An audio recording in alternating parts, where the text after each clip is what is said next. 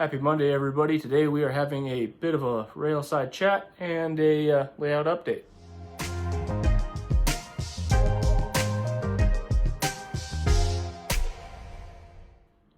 Alrighty, so I got some major changes I'm going to have to make to my layout to work with the new control system. So I believe Tuesday or Wednesday the TCS system should be here and I can start integrating it into my layout. Currently I have the ECOS right over here. So the power system inside, or the power system for the layout is centrally located. I'm making some changes. Because the command station is little tiny for the TCS system, I'm going to hide it away. So this will be a nice flush panel here, which actually, hindsight, will be really nice. I'm going to use the 2x4 that's right behind me here. I got to get these painted up, and I'm going to mount all of my remotes right back there. I have the backer board painted and ready to go up. I just need to get some work on the back side of the layout done, hopefully this week, so I can get that put up, and I got to paint each of the 2x4s to kind of match the sky color. So it's there, it's almost ready, and that will be nice to get in here because I'm tired of looking at that.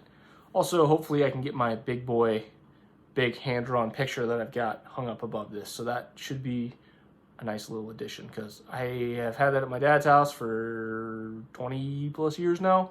I'd like to get it up in my house because it is one of my favorite things. Honestly, it is really cool. So what I've decided is right over here I have my master power switch system, which is really nice. Anybody who hasn't seen one before, I will try to show you here in a minute, but it is a rack mount PSU, which is a PDU, power distribution unit. And it's for 110 volt, and each of the outlets is switched, so you can turn on and off everything. So instead of having to unplug my overhead lights, my command station, I've also got my Wi-Fi system for this hooked up, and we'll continue with that, and I'll talk about that when I get the TCS system installed. But yeah, all of my 110 volt power stuff is switchable, so I can turn it on and off. I don't have to try to get underneath and turn off power supplies, that kind of stuff. So I have a space over there that is rack mount width. And so I'm going to cut another 2x4 leg, kind of build it in a little bit over here. And I want to say it's 19 and some change is rack mount width. And I'll just use Craig screws, if anybody knows what they are. They're kind of the pan head wood screw to mount some rack stuff. And I've got a couple of old used rack mount drawers. And I think what I'm going to do is take the 3U, which is the depth, cut a couple of ventilation holes in the back of it and install some small computer fans. And I am going to install my command station, a 12 volt power source, a DC control unit, as well as a DC, I found on Amazon some DC switch like boards, so you can have 12 volts coming in and 12 volt going out. So I will install that there, and then it'll all kind of be in this drawer. And then I'm going to build a box. This was going to be panel mounted, but I think I'm going to 3D print a box. And this is my switch panel that I was going to have out here. But if I'm not accidentally hitting these switches, that's really not a problem to me. So this will be, the main. This will be the yard. This will be the this loop right here, as well as this side railing right here. And this one will be my upper loop. And this will allow me to switch between DCC on the top and then an auxiliary input at the bottom.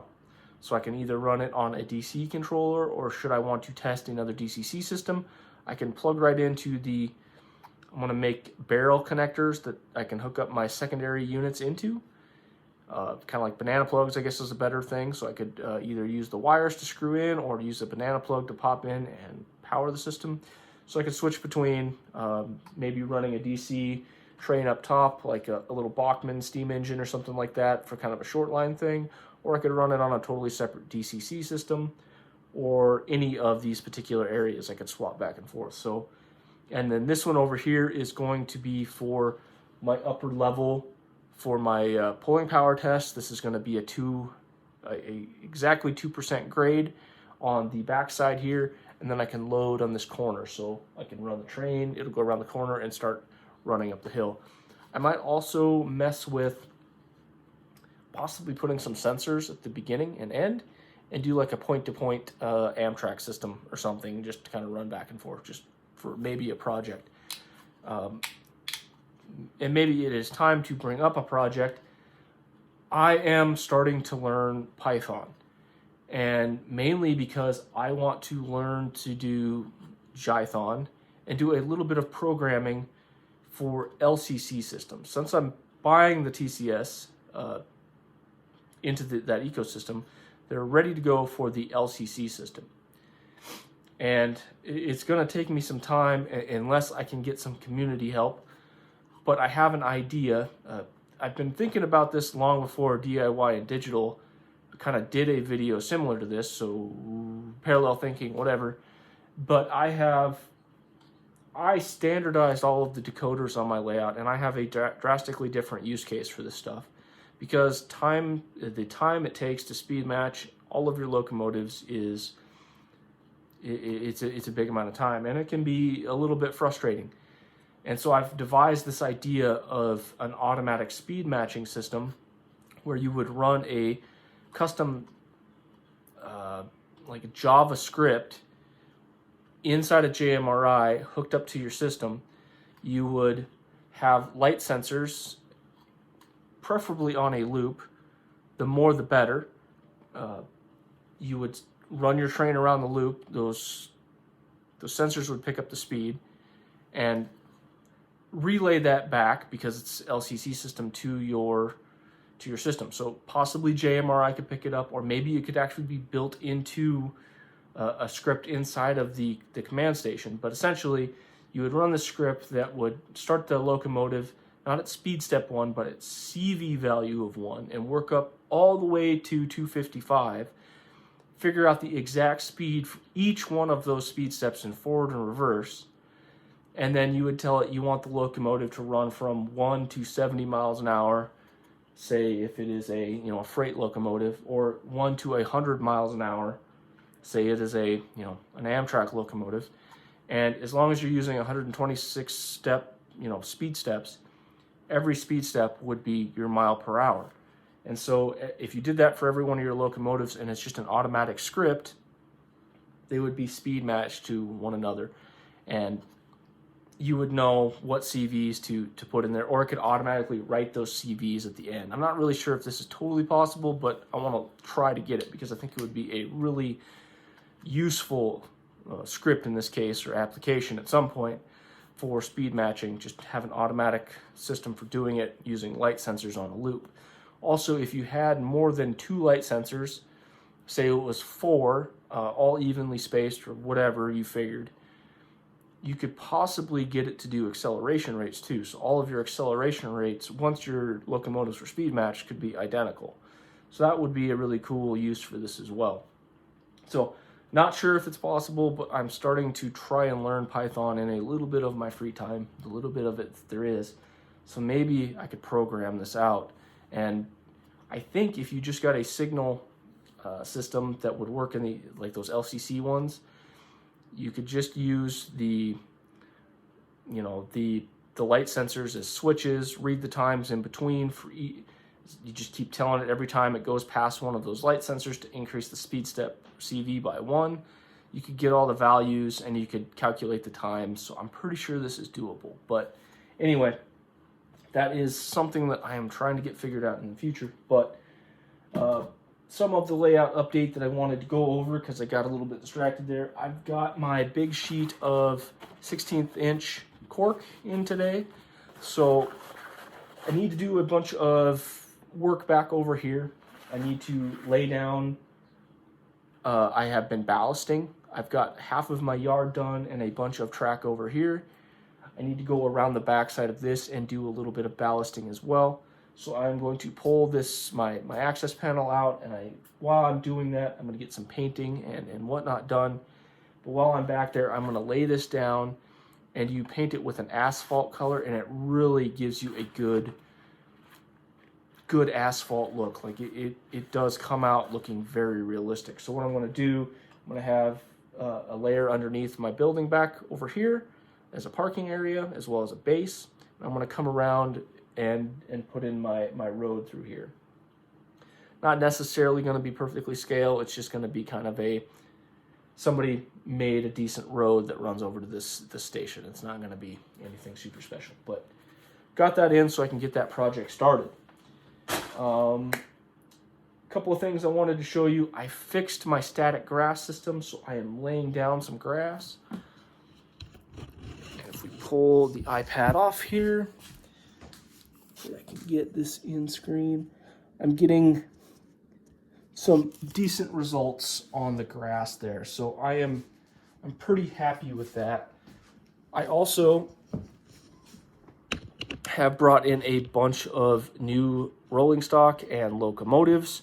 I sold a bunch of my stuff off, and so like you can see here, I got a new P42 as well as the new runner set of Amtrak stuff. I've really been trying to expand my Amtrak range. It's something that I've been lacking for a while, and I really do like Amtrak stuff. So got a bunch of that I brought in. I need to do the DCC conversion on that. I've done them in the past. I don't know if people would want me to do another video on that, but I've got the decoder for that. And when I do get the TCS system installed, I plan on doing a deep dive into everything about that whole system. I got all of their remotes, or their throttles, excuse me, to go over with everyone. So be looking for that as soon as I get the reviews done on these ESU systems so I can get them up for sale. I will start working on that, as well as I have my beginner series every week to go over. I had one more thing, and I'm forgetting it, that I wanted to bring up. Oh, I'm making some changes to my Patreon. I've got a few patrons at this point, and I really appreciate you guys. However, it seems like nobody is taking advantage of the yard sales that I've been putting up. So I've been selling my models locally or on eBay for a while now, and I think I'm going to continue doing that until I get a bigger patron base before I start trying to resell them to the community. Nobody's really taken advantage of it. So to do added value, I think what I want is I'm going to give them access to maybe a video earlier. Maybe I'll put some of my beginner series like a week ahead for them if they're interested in that. But the thing I really think I'm going to do is any patron who decides to join, I'm going to I'll probably have to do it bi-weekly and then for 2 weeks at a time. I'm going to let them vote on which consists I do in my daily videos. So I will probably put together a bunch of pictures of some consists I like to run and just have like a voting thing. So every couple weeks they get to vote on what consists I am running in my weekly videos. So just a little added value for your $1 a month type thing. So anyway, that's basically all I've got to go over today. I don't have a whole lot of fancy things done to go over on the layout. I've just been slowly ballasting everything around here, and I really like this process. It's a little more exact, and I'm not getting anything on the rails, which is nice. I don't have to do any cleanup with glue or anything like that. So the only problem with it is it's substantially slower than laying down the ballast and flooding it with watered down glue. But it is what it is. So like I said, I'm not trying to hurry through this. I got no problem taking my time, so I'm enjoying it while I'm doing it. So thanks for stopping by, everybody. I will see you this Wednesday for the beginner series if you're into that, and this Friday for my review on the cab controls. So thanks again. Bye now.